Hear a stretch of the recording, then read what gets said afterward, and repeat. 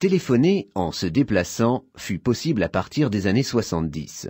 En 1995, l'arrivée de la technologie Global System for Mobile, appelée GSM, rend la téléphonie mobile accessible à tous. Chaque terminal mobile échange des données avec un réseau de téléphonie. Les réseaux de téléphonie mobile sont composés d'une partie radio et d'une partie filaire.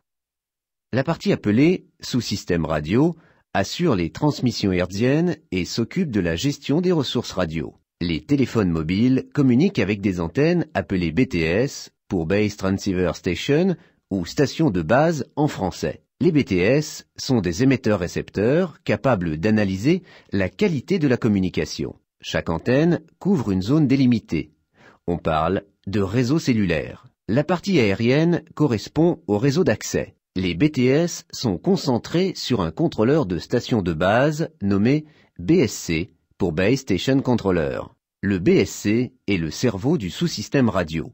Il alloue les canaux, interprète les mesures fournies par les BTS et gère les déplacements des clients entre les zones de couverture. Premier élément du sous-système réseau, le MSC pour Mobile Services Switching Center est un commutateur du service mobile. Il assure l'établissement des communications et intervient dans la mobilité en dialoguant avec un enregistreur de localisation d'accueil, la VLR pour Visitor Location Register. La VLR liste les terminaux mobiles présents dans sa zone. Le MSC interagit avec un serveur de données contenant le profil et la localisation des clients. Ce serveur de localisation est appelé HLR pour Home Location Register en anglais. Quand on téléphone, tous ces équipements sont utilisés? Pour établir une communication, le terminal mobile doit se mettre en relation avec une BTS. L'antenne transmet la demande d'appel à son contrôleur. Le contrôleur contacte le commutateur mobile le plus proche en utilisant un canal dédié. Celui-ci interroge le serveur de localisation pour authentifier le profil de l'abonné. Après vérification de l'appel, le MSC notifie l'autorisation au terminal et route la communication vers le réseau téléphonique commuté. Le réseau mobile utilise un canal de communication provisoire tant que l'appelé ne décroche pas son combiné. Quand on m'appelle, comment le réseau fait-il pour me trouver? Lorsqu'un téléphone fixe appelle un mobile, le réseau téléphonique commuté établit une connexion avec le MSC le plus proche. Il prend le nom de Gateway MSC car il devient une passerelle entre les deux réseaux. Le Gateway MSC interroge le HLR pour connaître l'enregistreur de localisation d'accueil du mobile. L'appel est routé vers le commutateur dont dépend le terminal. Comment s'organise la couverture du réseau mobile? Pour optimiser la couverture géographique, le réseau est composé de différentes zones de couverture. La taille des cellules varie en fonction du nombre de clients à servir. Chaque antenne ne peut gérer qu'un nombre limité de clients. Le nombre d'antennes va donc augmenter en proportion du nombre de clients à servir. En ville, les cellules sont plus petites et plus nombreuses qu'en milieu rural car il y a une forte concentration de terminaux mobiles. À chaque cellule est attribué un canal de communication. Pour économiser la bande passante, les canaux sont réutilisés sur des cellules suffisamment éloignées pour éviter les interférences. Les cellules sont regroupées en zones locales appelées LA pour Local Area ou zones de localisation. Chaque zone de localisation est rattachée à un commutateur et à une VLR. Les LA interviennent lors de la localisation du terminal mobile. Parce que le terminal est itinérant, le réseau doit être capable de le localiser. Le terminal signale automatiquement sa position au réseau. La base de données locale tient à jour la liste des terminaux présents dans sa zone. En cas d'appel entrant, le réseau procède à une requête de paging.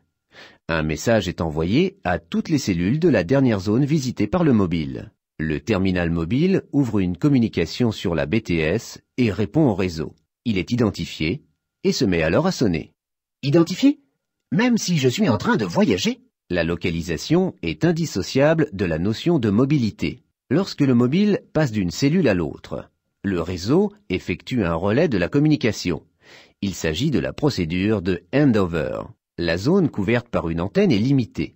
Si le mobile se trouve à la périphérie d'une cellule, la qualité de transmission peut être diminuée. Le réseau cherche alors à déterminer quelle antenne convient pour restaurer un signal de qualité optimale. Chaque terminal mobile affiche la qualité de communication avec le réseau. Lors du changement de cellule, le réseau fait remonter l'information pour déterminer la nouvelle antenne. L'antenne indique aux équipements du réseau, BSC et MSC, qu'un handover doit être fait.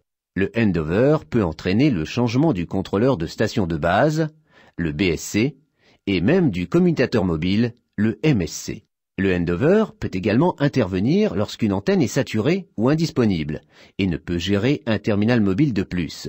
Cette opération est possible car les zones se chevauchent physiquement. Grâce à ce système, le réseau peut adapter l'attribution des ressources en fonction des disponibilités matérielles.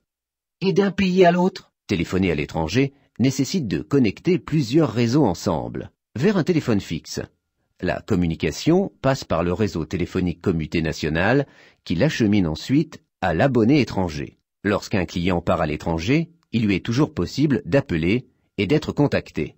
En arrivant dans un pays étranger, le terminal se déclare au réseau radiomobile de l'opérateur partenaire. Le serveur de localisation étranger identifie le mobile en fournissant un numéro de roaming. Ce numéro permet de joindre un terminal hors de son domaine national. Quand le numéro de roaming est attribué, le HLR de l'opérateur d'origine se met à jour. Ainsi, le HLR sait sur quel réseau étranger est le terminal mobile. En cas d'appel, il utilise le numéro de roaming pour joindre le terminal expatrié. De même, lorsqu'un terminal mobile appelle depuis l'étranger, le numéro de roaming sert de lien entre les opérateurs. Et pour se connecter à Internet? La téléphonie mobile s'ouvre de plus en plus vers le réseau Internet. La technologie GSM, pour Global System Mobile, fonctionne avec le protocole d'application sans fil, le WAP.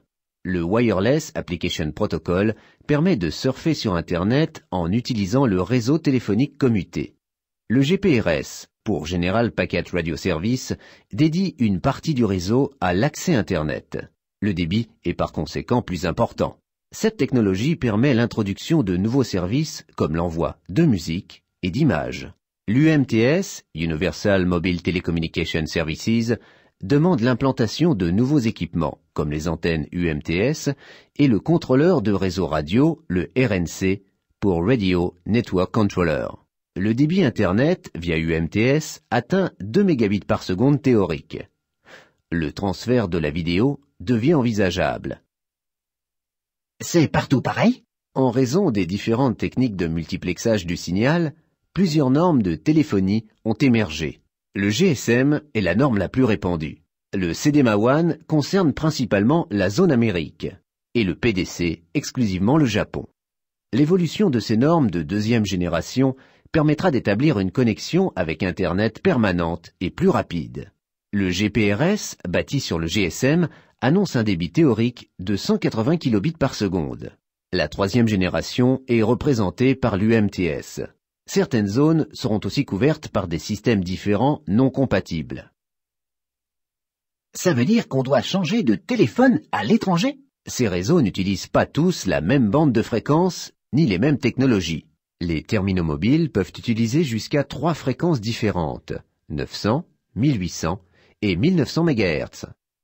Et pour le répondeur, c'est le terminal mobile qui enregistre les messages? Le réseau mobile est constitué d'éléments intelligents permettant d'ajouter des services à la téléphonie, le SMS et le répondeur. Le répondeur est un espace réservé de disques durs dans une banque de données.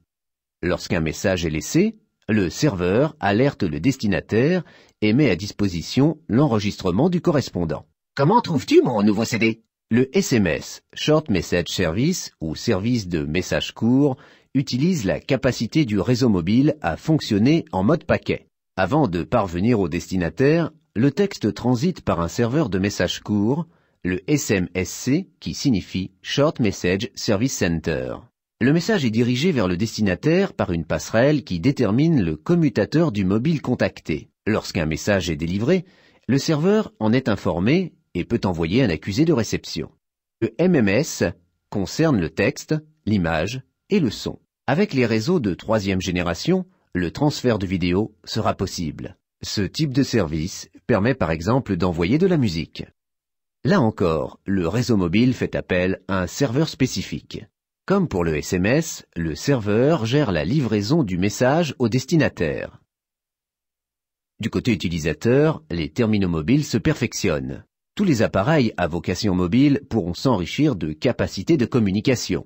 Les smartphones constituent la première génération de terminaux mobiles hybrides entre le PDA et le téléphone fonctionnant avec le GPRS.